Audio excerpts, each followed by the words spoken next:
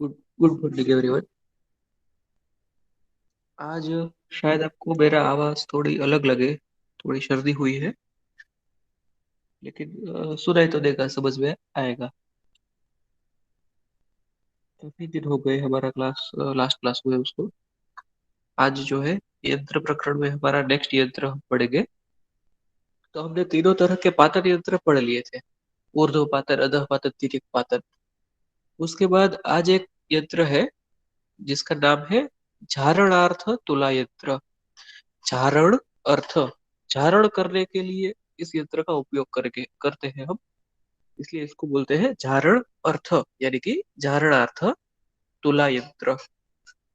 अभी तुला यंत्र नाम से एक और यंत्र है जो कि आपके सिलेबस पे नहीं है, वो पूरा ही अलग है। प्रैक्टिकल में हम उसको यूज करते हैं। उसको बोलते हैं वेइंग मशीन, वजन करने की मशीन या वजन करने का इंस्ट्रूमेंट। तो उसी को तुला बोलते हैं और तुला यंत्र बोलते हैं। तुला राशि भी उसी के नाम से है, तुला यानी कि वेइंग बैलेंस या वेइंग मशीन। यहाँ पे सिर्फ शेप उसके जैसा है, बाकी इसका काम पूरा अलग है। इसका काम क्या है वो उसके नाम के अंदर ही आ जाता है। झारण अर्थ यानी कि झारण अर्थ। तो अभी झारण करना मतलब क्या होता है, ये आपकी परिभाषा में आता है, लेकिन वो तो हमने अभी नहीं पढ़ा है। यहाँ पे आप ऊपर देखेंगे, जो मैंने सिलेक्शन किया है वहां पे झारण ऐसा शब्द है। तो वो क्या है वो भी इन शॉर्ट आज समझ लेंगे और डिटेल में परिभाषा प्रकरण में समझेंगे। अभी बढ़ते हैं हमारे यंत्र प्रकरण की ओर। बहुत सारे स्टूडेंट्स ने यंत्र के डायग्राम ड्रॉ करके भेजे हैं, बहुत अच्छी बात है।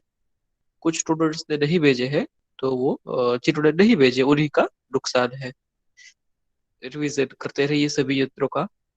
और तिर्यक पातर यंत्र के बाद आज का हमारा यंत्र है चारणार्थ तुला यंत्र। इसका नाम जो है वो अच्छे से याद रखिए, है ना। नाम में बहुत बार स्टूडेंट्स गड़बड़ कर देते हैं, ऐसा मैंने एग्जाम में देखा है।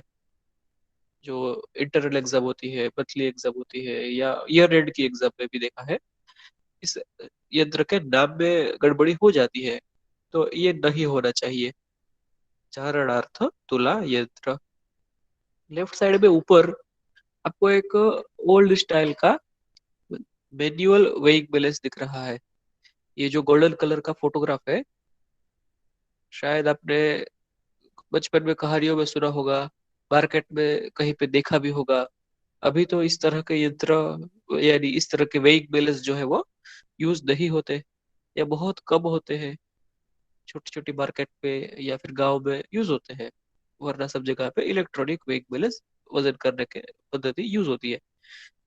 तो ये जो है सिर्फ इसका शेप या फिर आकार इंडिकेट करने के लिए है। लेफ्ट साइड में ये एक तराजवा, राइट साइड में ये एक तराजवा या फिर तुला, और उसको ज्वाइंट करने वाला ये एक धरी। तो इस तरह से यहाँ पे भी है, ये एक क्रूसिबल है, एक दूसरा क्रूसिबल है, और ये एक उसको ज्वाइंट करने के लिए ट्यूब है, पाइप है। आकृति में भी उसी तरह से है। तो इसका एक जो शेप बनता है, या हम इसको वेग मशीन के जैसा शेप बोल सकते हैं या फिर एन शेप बोल सकते हैं। एन कैसा होता है, स्मॉल एन, उसी के जैसा शेप है। दो वर्टिकल लाइन और एक हॉरिजॉन्टल लाइन। तो ये तुला के जैसा आकार है, इसीलिए तुला यंत्र है। और उसका काम है झारण करने का, तो ये है झारण अर्थ, झारणार्थ तुला यंत्र। अभी यहाँ पे मैकेनिज्म क्या है वो समझ लेते हैं। तीन चार चीजें ऐसी है जो इस यंत्र के अंदर उपयोग में आती है, लेकिन आपने अभी तक पढ़ी नहीं है। तो उन सभी का थोड़ा थोड़ा इंट्रोडक्शन करेंगे और फिर इस यंत्र को समझेंगे। यहाँ पे राइट साइड का जो फोटोग्राफ है, हम वीडियो में भी इसको डिटेल में देखेंगे। तो राइट साइड का जो फोटोग्राफ है उसके अंदर कुछ चीजें आपको पहले दिखाता हूँ। जैसे कि नीचे में आपको अग्नि दिख रहा है, यहाँ पे जहाँ पे कर्सर है यहाँ पे आपको अग्नि दिख रहा है, लाल और येलो कलर का, है ना, लाल और पीले कलर का। ये जो अग्नि है, ये पहले के जितने भी यंत्र हमने पढ़ लिए उसमें जैसा अग्नि था उस तरह का नहीं है। कैसे नहीं है? यहाँ पे एक भट्ठी का इस्तेमाल किया गया है। इससे पहले चूल्हे का इस्तेमाल किया जाता था, या फिर उपलों का इस्तेमाल किया जाता था, या सिर्फ कोयलों का इस्तेमाल किया जाता था। हमने जितने भी यंत्र पढ़े उसमें और यहाँ पे थोड़ा फर्क है। यहाँ पे एक पूरी बनाई गई भट्ठी का इस्तेमाल किया हुआ है। तो यहाँ पे लेफ्ट साइड में तो हीटिंग डिवाइस करके लकड़ी ही रखी हुई है, लेकिन उसमें उतना सफिशिएंट अग्नि नहीं मिल पाता। इसलिए एक भट्ठी या फिर हर्थ, भट्ठी को बोलते हैं इंग्लिश में हर्थ, HEARTH, HEARTH, हर्थ बोलते हैं, या फिर किल बोलते हैं, KILN, किल बोलते हैं। तो उसका हम उपयोग करेंगे यहाँ पे, ताकि काफी ज्यादा हीट मिल पाए। दूसरा, ये जो भट्ठी के ऊपर आपको एक बड़ा सा वेसल दिख रहा है जिसके अंदर ये सारी चीजें रखी हुई है, या आपको डार्क ब्राउन कलर में जो दिख रहा है, या यहाँ पे बाहर का पात्र जो जो कुछ भी है, वो हम लोहे का पात्र यूज करते हैं। आयरन वेसल जो है वो होता है। उस लोहे के पात्र के अंदर यहाँ पे लिखा है, अभी कर्सर आपको जहाँ पे दिख रहा होगा, यहाँ पे लिखा है वालुका। वालुका, वालुका शब्द संस्कृत शब्द है जो रेत के लिए यूज किया जाता है, रेती या रेत, जिसको हम इंग्लिश में बोलते हैं सैंड, SAND, सैंड। तो ये जो है इसके अंदर भर देते हैं। तो किसी भी यंत्र के अंदर, किसी भी बड़े पात्र के अंदर हमने रेती भर दी है, रेत भर दी है। यहाँ पे सफेद रंग की रेत दिखाई दे रही है, आप काले रंग की भी यूज कर सकते हैं, जो भी आपके पास है, लेकिन रेत होनी चाहिए। तो रेत भर दी है, और रेत के अंदर फिर हमारा डिवाइस रखा हुआ है, और फिर उसको हीटिंग दे रहे हैं। तो ये जो है एक प्रकार का इनडायरेक्ट हीटिंग हो गया। डायरेक्टली हम उसको हीट नहीं कर रहे हैं। ऐसा आपने बहुत बार व्यवहार में भी किया रहेगा। अभी की सीजन में, अभी जो सर्दियों की सीजन है, आपके घर के अंदर नारियल तेल की बोतल है, अगर तेल जम गया है तो आप क्या करेंगे? उस नारियल तेल की, अगर नारियल तेल बाहर होता तो आप कटोरी में लेके गर्म कर लेते, लेकिन अगर वो प्लास्टिक की बोतल के अंदर है तो फिर आप उसको डायरेक्टली अग्नि के ऊपर या गैस के ऊपर रख के गर्म नहीं कर सकते, प्लास्टिक पिघल जाता है। तो घर में हम सब क्या करते हैं, कि पानी गर्म कर लेते हैं, और उस गरम गरम पानी के अंदर हम हमारी प्लास्टिक की बोतल को रखते हैं, और जो नारियल तेल जो अभी की सीजन में जम गया रहता है वो पिघल जाता है। तो वहां पे हमने क्या किया, पानी को एक माध्यम बनाया, पानी को एक माध्यम, एक मीडियम बना के हमने इनडायरेक्टली उसको हीट किया। डायरेक्टली हीटिंग करेंगे तो वो जल जाएगा, तो हमने इनडायरेक्टली पानी को माध्यम बना के हीट किया और तेल को पिघला लिया। तो उसी तरह से यहाँ पे क्या करते हैं, ये जो रेत है उसको एक माध्यम बना देते हैं। आप सभी को पता है कि रेत जो है वो उष्मा की मंद वाहक है, गर्म होती है लेकिन बहुत धीरे धीरे। डायरेक्टली फ्लेम से, डायरेक्टली अग्नि से जितनी गर्मी मिलती है उतनी गर्मी वहां पे नहीं मिलेगी, लेकिन गर्मी मिलेगी जरूर। आप सभी ने अगर कभी गर्मियों की सीजन में दरिया किनारे गए होंगे तो पता रहेगा, नदी किनारे, दरिया किनारे गर्मियों के सीजन में जो रेत है वो कुछ ना कुछ गर्म रहती है। या कहीं पे भी रेत आप गर्मी के सीजन में देखेंगे तो गर्म रहेगी, मतलब वो गर्म तो होती है। और आप में से शायद कोई, जो कोई खाना बनाना अच्छा जानता है, तो पहले के समय में हम, ओवन नहीं थे तो ओवन के जगह पे भी इसी तरह का हम यूज करते थे। कुछ हमें ऐसा कुछ पकाना है, तो अगर घर पे ब्रेड बनानी है, ढोकड़ा बनाना है, ऐसा कुछ करना है, तो हम पहले के समय में क्या करते थे, इस तरह से रेत रख के फिर उसके अंदर हमारा दूसरा पात्र रख के फिर उसको इनडायरेक्टली हीट करते थे। तो यहाँ पे अगर हमने एक पात्र के अंदर रेत भर दी और फिर हीटिंग कर रहे हैं, फिर अंदर चाहे कुछ भी हो, ये दो क्रूसिबल नहीं है और कुछ भी हो, समझ लीजिए कांच की एक बोतल हो, तो वो एक यंत्र बन जाता है, और उस यंत्र को बोलते हैं वालु का यंत्र। तो यहाँ पे इतना सारा इंट्रोडक्शन इसलिए दिया क्योंकि मुझे आपको बताना था वालु का यंत्र। किसी भी एक बर्तन के अंदर, बड़े बर्तन के अंदर रेत भर के, फिर उस रेत के अंदर दूसरा बर्तन, छोटा बर्तन, जैसे कि यहाँ पे दो क्रूसिबल लिए गए हैं, तो ऐसे दो क्रूसिबल लेके या कोई एक कांच की बोतल लेके या दूसरा बर्तन लेके कुछ भी लेके मिट्टी का घड़ा लेके फिर हम इनडायरेक्टली हीटिंग करवाते हैं, तो उस यंत्र को बोलते हैं वालुका यंत्र। तो यहाँ पे इस वालुका यंत्र का यूज करके चारणार्थ तुला यंत्र बनाया गया है। तो पहले तो ये वालुका यंत्र है, वालुका यंत्र भी हम आगे डिटेल में पढ़ेंगे। वालुका यंत्र, लवण यंत्र, भस्म यंत्र, वो सभी एक जैसे ही होते हैं, बस उसके अंदर वालुका है तो वालुका यंत्र, रेत है तो वालुका यंत्र, अगर भस्म भरी है तो भस्म यंत्र, अगर लवण लवण यानी कि नमक अगर वो भरा हुआ है तो लवण यंत्र। तो ये सभी हम देखेंगे। और अभी इसके अंदर हमने स्पेसिफिकली क्या रखा है, दो क्रूसिबल रखे हुए हैं। तो अभी ये जो क्रूसिबल या फिर मूषा, यहाँ पे लिखा रहेगा वृंताक मूषा। तो अभी जो कर्सर है आपको लेफ्ट साइड के डायग्राम में दिख रहा है वृंताक मूषा। तो ये मूषा नाम से पूरा एक चैप्टर है हमारा, ये यंत्र चैप्टर के बाद का ही चैप्टर है मूषा चैप्टर। तो इसके अंदर बहुत सारी यहाँ पे जो यंत्र प्रकरण है, उसके बाद है brief description and application of मूषा यानी कि क्रूसिबल। तो इसके अंदर बहुत सारी मूषा है, सामान्य मूषा, गो स्तनी मूषा, वज्र, महायोग, फिर यहाँ पे एक और आती है वृंताक मूषा। तो ये वृंताक मूषा जो है वो हम डिटेल में बाद में पढ़ेंगे, लेकिन अभी उसका यूज करते हैं। वृंताक शब्द जो है वो आपको शायद पता हो, संस्कृत में तो आया होगा फर्स्ट ईयर में, या ऐसे भी पता होगा। वृंताक जो है वो संस्कृत वर्ड किसके लिए है, बैंगन के लिए। हिंदी में बोलते हैं बैंगन, इंग्लिश में ब्रिंजल, गुजराती में रिंगणा। तो उसी के जैसा इसका शेप है। तो यहाँ पे आप राइट साइड में जो आपको शेप दिख रहा है फोटोग्राफ में, वो ख्याल में रखिए। लेफ्ट साइड में जो आपको आकृति में शेप दिख रहा है, तो आप तो बोलेंगे ये ब्रिंजल के जैसा तो नहीं है, ये तो धतूरे के फूल के जैसा है, ऐसा कोई बोल देगा, है ना। तो वो ऐसा क्यों है, इसका ऐसा क्या उपयोग है, वो हम जब वृत्ताकमुषा पढ़ेंगे उस समय पे देखेंगे। लेकिन फिलहाल धारणार्थ तुला यंत्र के लिए आप राइट साइड में फोटोग्राफ में जो मूषा है उसे याद रखिए।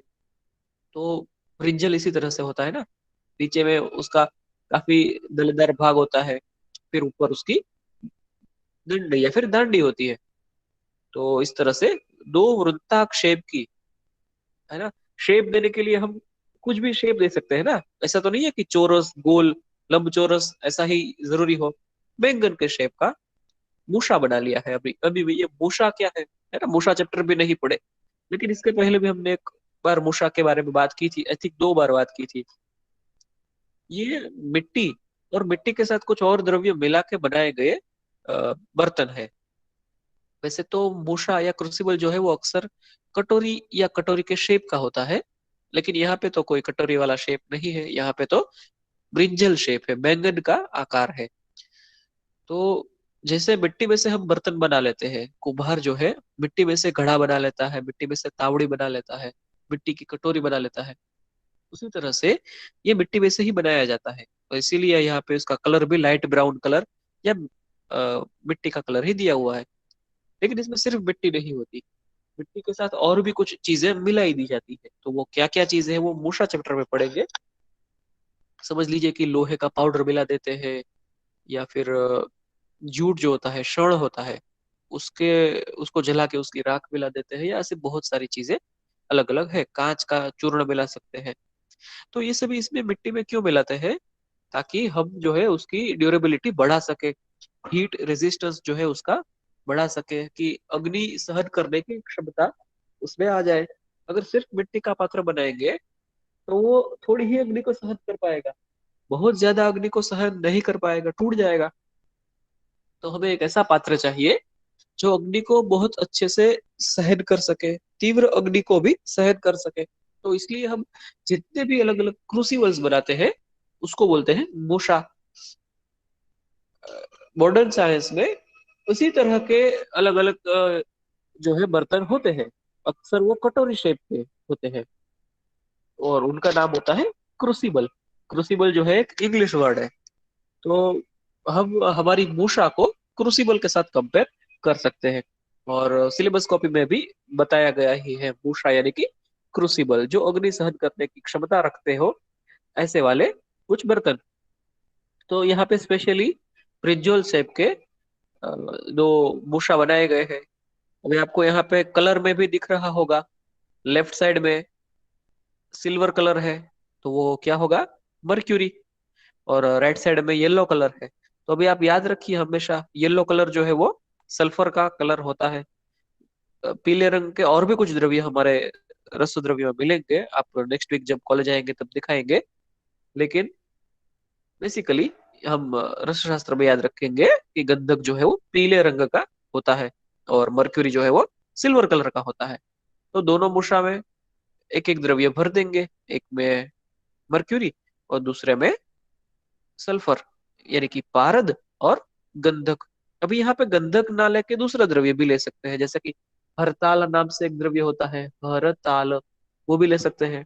या फिर मनहशिला नाम से एक द्रव्य होता है, मनहशिला, वो भी ले सकते हैं। और भी कुछ द्रव्य है वो लोग ले सकते हैं। जिस किसी भी द्रव्य को हमें मर्क्यूरी के अंदर मिक्स कर देना है, वो ले सकते हैं। तो अभी यहाँ पे लेकिन एक बात कॉमन रहेगी कि राइट साइड में जो कुछ भी हम द्रव्य लेंगे मर्क्यूरी के साथ मिक्स करने के लिए, वो अधातु रहेगी, वो सल्फर बेस्ड रहेगा। वो याद रखिए आप। मर्क्यूरी को दूसरी मेटल्स के साथ मिक्स करना और नॉन मेटल्स के साथ मिक्स करना, वो दोनों ही अलग अलग प्रक्रियाएं होती है। तो यहाँ पे हम जो कर रहे हैं वो है जारण।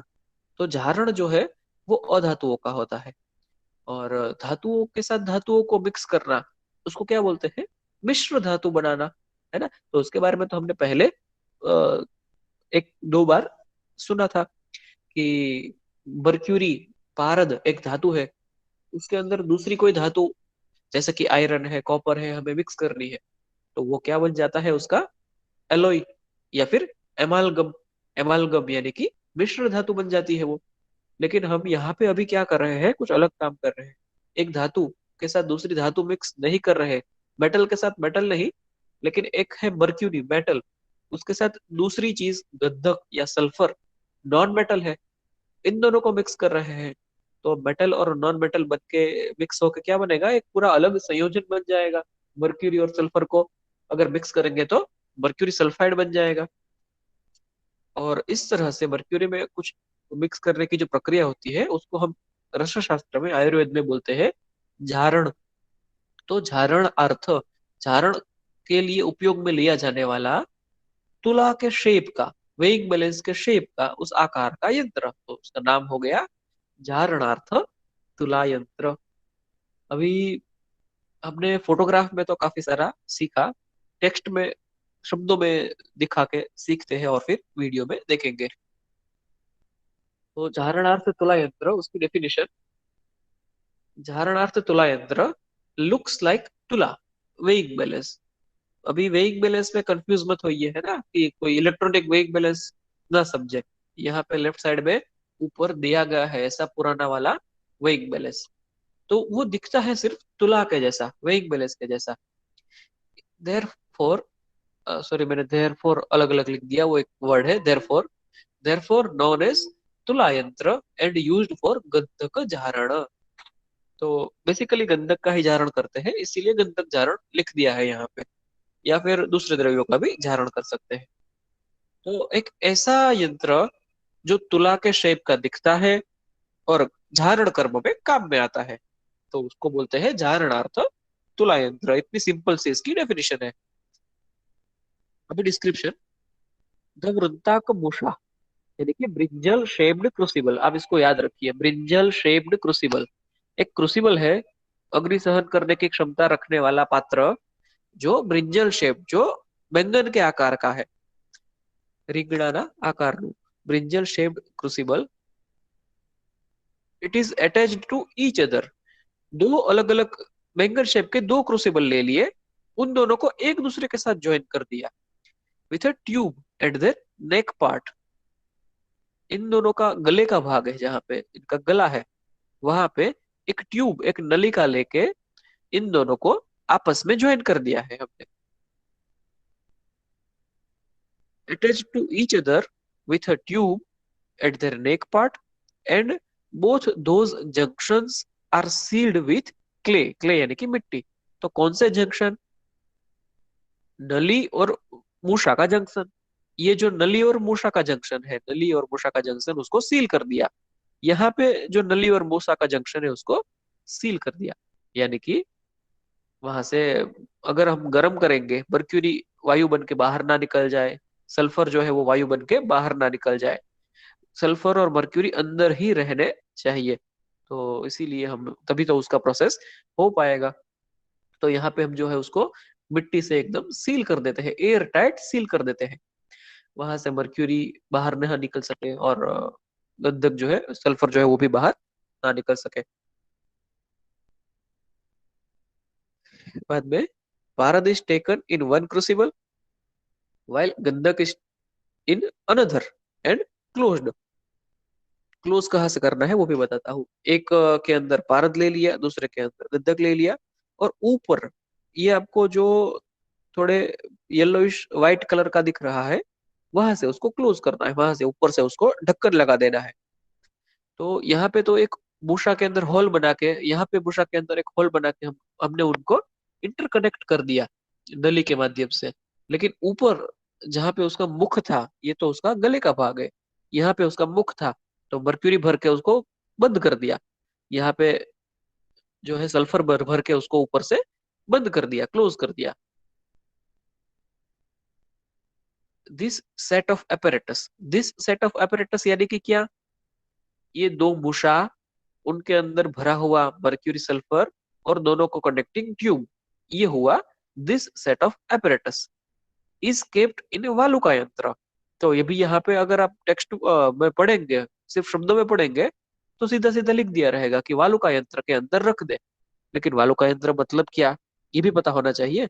तो ये है वालुका यंत्र। अगर हम कहीं पे भी एक भट्टी के ऊपर, एक गैस के ऊपर, एक बड़े बर्तन में अगर हम वालुका यानी कि रेती भर के फिर इनडायरेक्ट हीटिंग करवाना चाहते हैं, तो उसको बोलते हैं वालुका यंत्र। तो ये इतना जो है एन शेप का या तुला शेप का हमारा apparatus, उसको लेके वालुका यंत्र के अंदर रख दीजिए, रेत के अंदर रख दीजिए।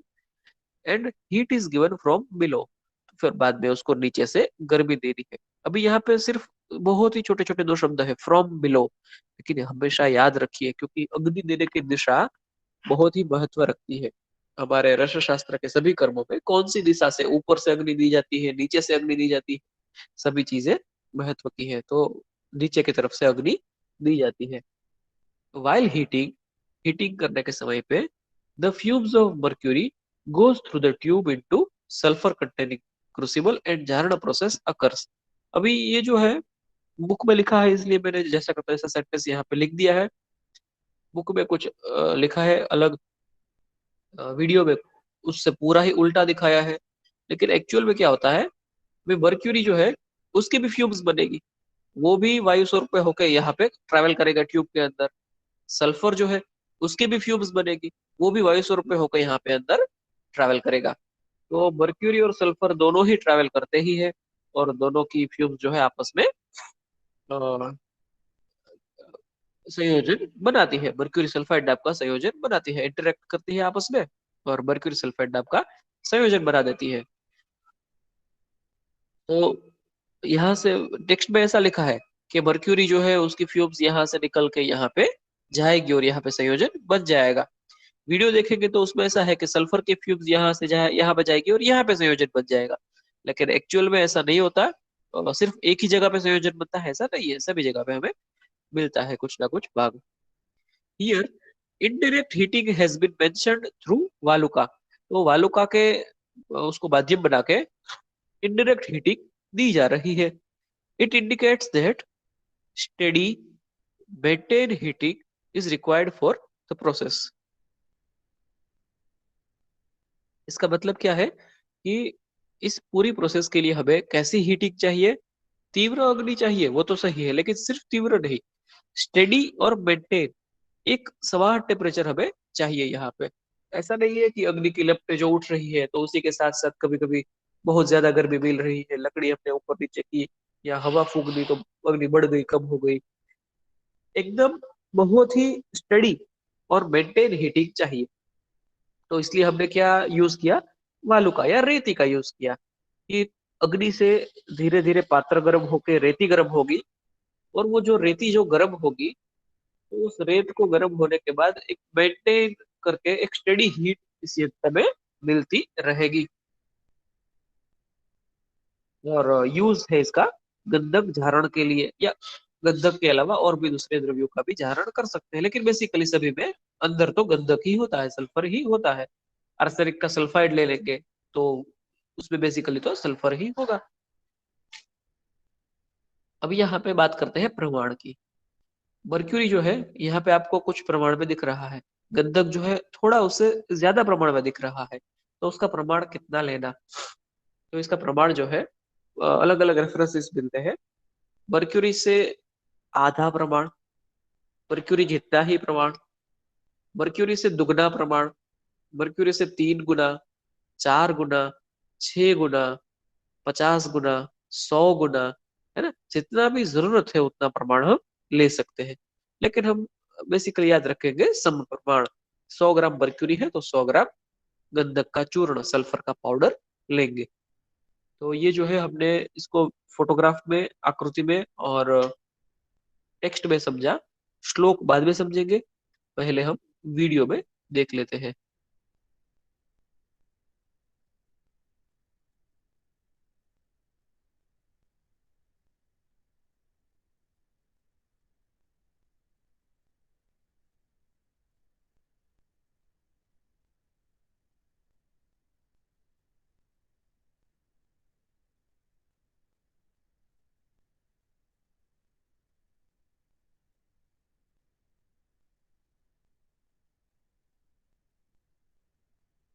चारणार्थ तुला यंत्र। अभी यहाँ पे जो श्लोक है वो र चू, यानी कि रसेंद्र चूड़ामणि, इसका श्लोक लिया है। तो हमने थोड़ा अलग श्लोक लिया है, लेकिन जो है यंत्र तो सेम ही है। तो हम डायरेक्टली इसके यंत्र के जो कुछ भी बनाने के जो पार्ट्स है उसके ऊपर आते हैं।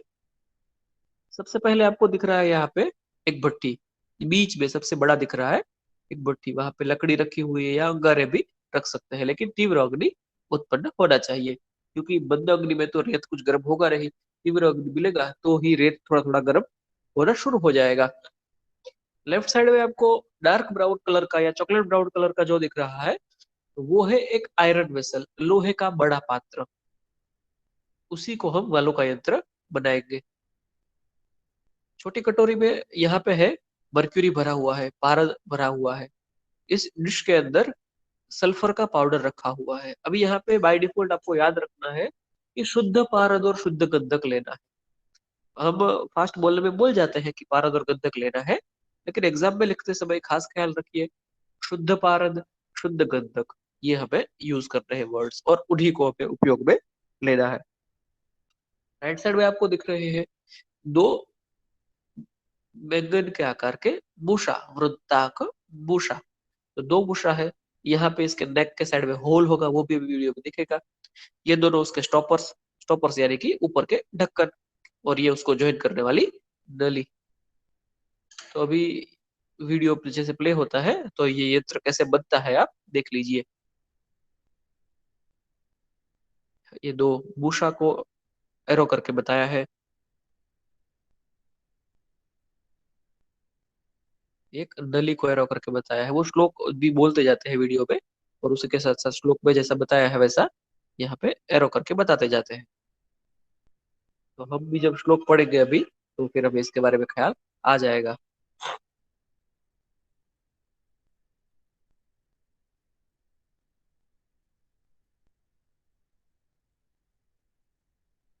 अभी यहाँ पे मूषा को अब थोड़ा घुमा के देखते हैं, तो देखिए यहाँ पे किस तरह से होल किया हुआ है।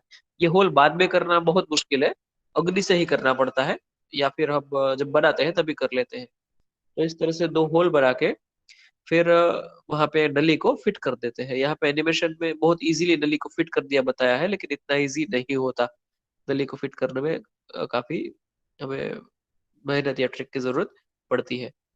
और बाद में उसके अंदर मर्क्यूरी और सल्फर भर देंगे, जितना भी प्रमाण हमें जरूरी है मर्क्यूरी का, उतना मर्क्यूरी और सल्फर हम उसके अंदर ले लेंगे। और बाद में ऊपर से उसको ढक्कन बंद कर देंगे।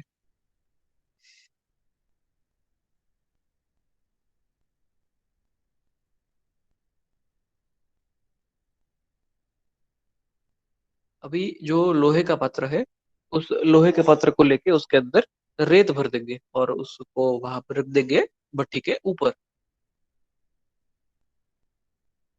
तो ये लोहे का पात्र है। पहले क्या करते हैं यहाँ पे, नीचे में जो इसका जो बेस पार्ट है वहां पे थोड़ी रेत बिछा देते हैं। समझ लीजिए 1 अंगुली 2 अंगुली जितनी जरूरत है, 3 अंगुली उतनी रेत बिछा देते हैं। फिर हमारा यंत्र रख देते हैं और यंत्र रखने के बाद बाकी की रेत भर देते हैं।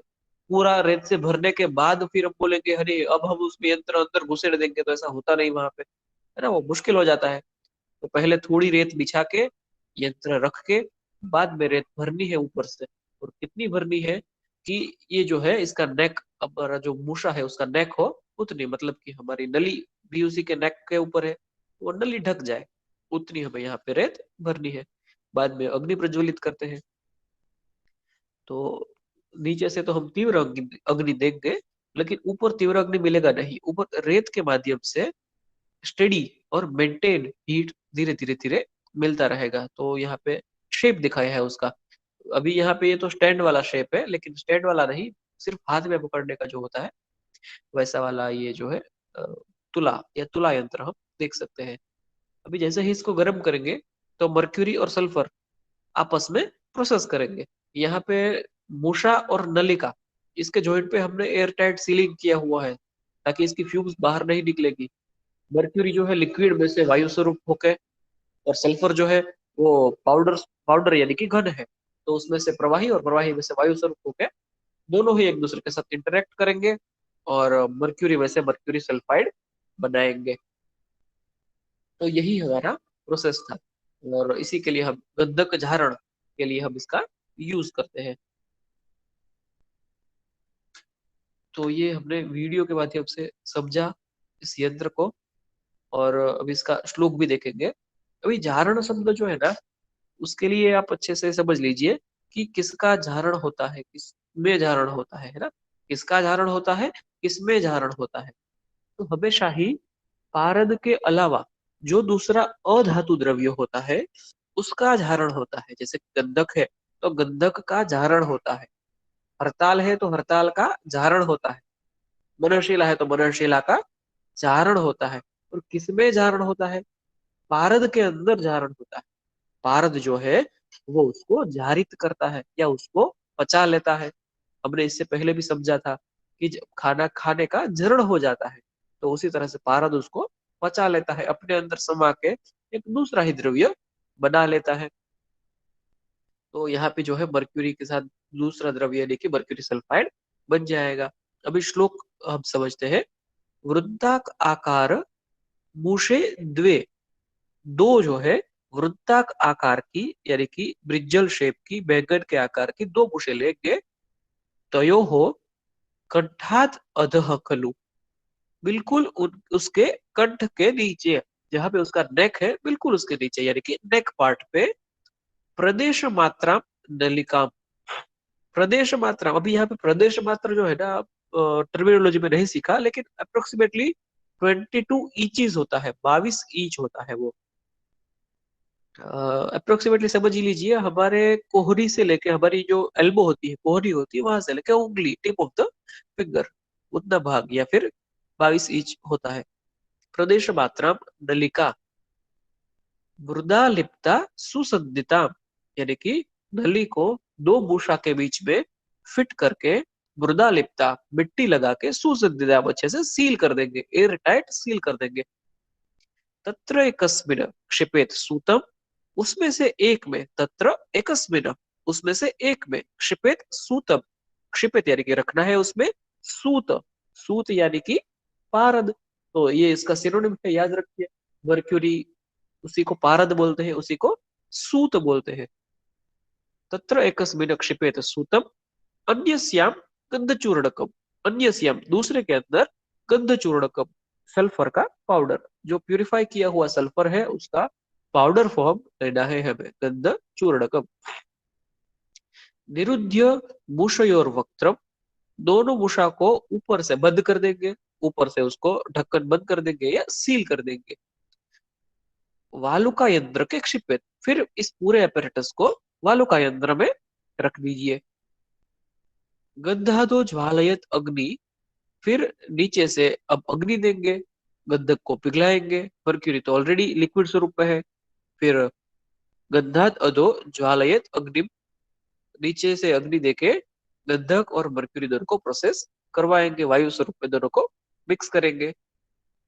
गंधात अधो ज्वालयत अग्नि तुला यंत्रम उदाहतम, जो ये तुला शेप का जो यंत्र है उसमें प्रोसेस शुरू हो जाएगी।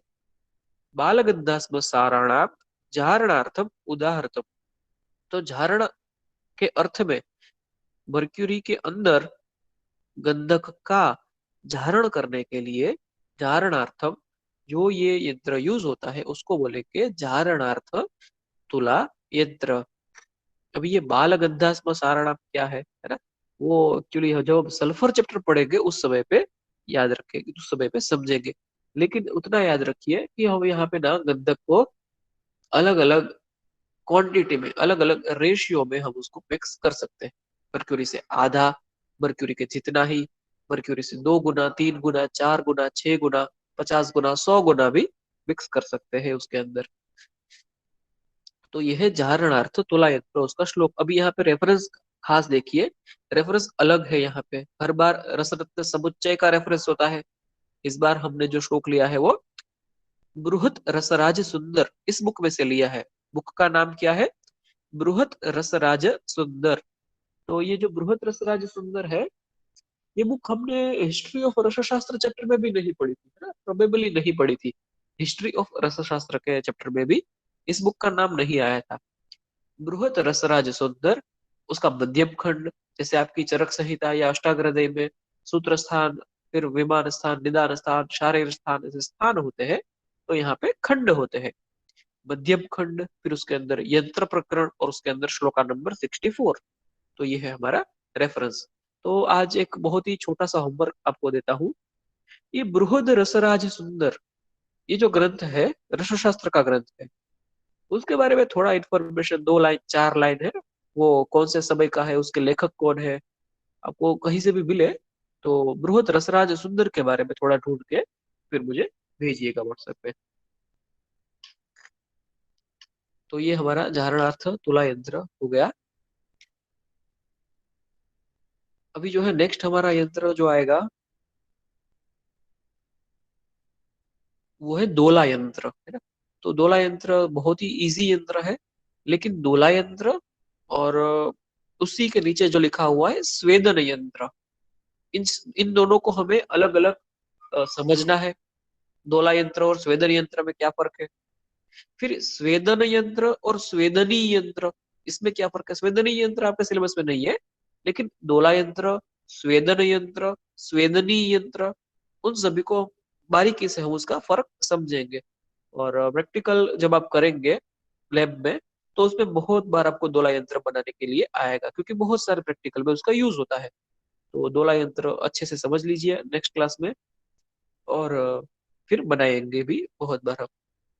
आप चैट भेज दीजिए अटेंडेंस में, आप अटेंडेंस भेज दीजिए चैट के अंदर। और कल का हमारा क्लास हुआ नहीं था, है ना, तो एक्स्ट्रा लेक्चर रखने के लिए मैं प्लान कर रहा हूँ। कब आप बताएंगे, आज या कल या कभी भी? लंच के बाद आपका जो निदान का क्लास होता है उसके बाद रखना है, या फिर फ्राइडे कुछ शेड्यूल नहीं है तो फ्राइडे को 11:20 को, या शनिवार को भी 11:20 को रख सकते हैं, है ना। आप चैट में वो भी लिख के बताइए। या फिर अगर आप स्टूडेंट्स आपस में डिस्कस करना चाहते हैं तो डिस्कस करके बाद में कोई भी एक स्टूडेंट मुझे बता सकता है। वरना फिर हम फ्राइडे को या सैटरडे को 11:20 को क्लास रखेंगे, तो हमारा एक जो लेक्चर मिस हुआ है वो भी कवर हो जाएगा। और अभी अभी के समय में सिलेबस बहुत ही स्लोली चला रहे हैं, हम ऑनलाइन पढ़ रहे हैं तो सिलेबस काफी स्लो जा रहा है। नेक्स्ट वीक से जब आप फिजिकली यहाँ पे पढ़ने आएंगे तो काफी जो नॉर्मल गति है वो आ जाएगी। अभी के समय में जो गति है हमारी पढ़ने की, उससे तो काफी ज्यादा होगी। तो ज्यादा मेहनत करने के लिए तैयार रहिए, है ना। और रिवीजन करते रहिए, जो कुछ भी क्लास में पढ़ते हैं उसका रिवीजन घर पे हॉस्टल पे जरूर करते ही रहिए। तभी जाके ये साल भर तक और आगे भी प्रैक्टिस में काम में आएगा, याद भी रहेगा। आपने अगर अटेंडेंस लिख दी है चैट के अंदर तो आप लीव भी कर सकते हैं।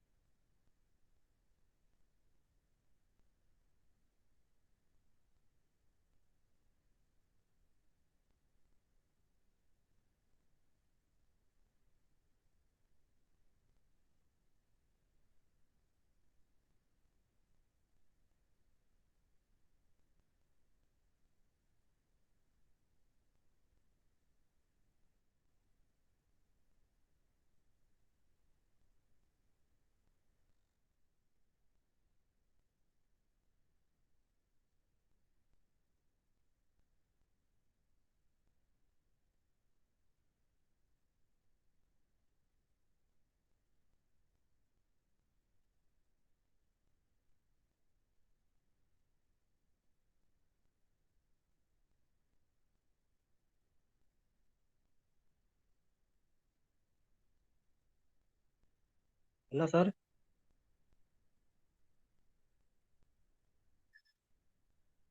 हेलो।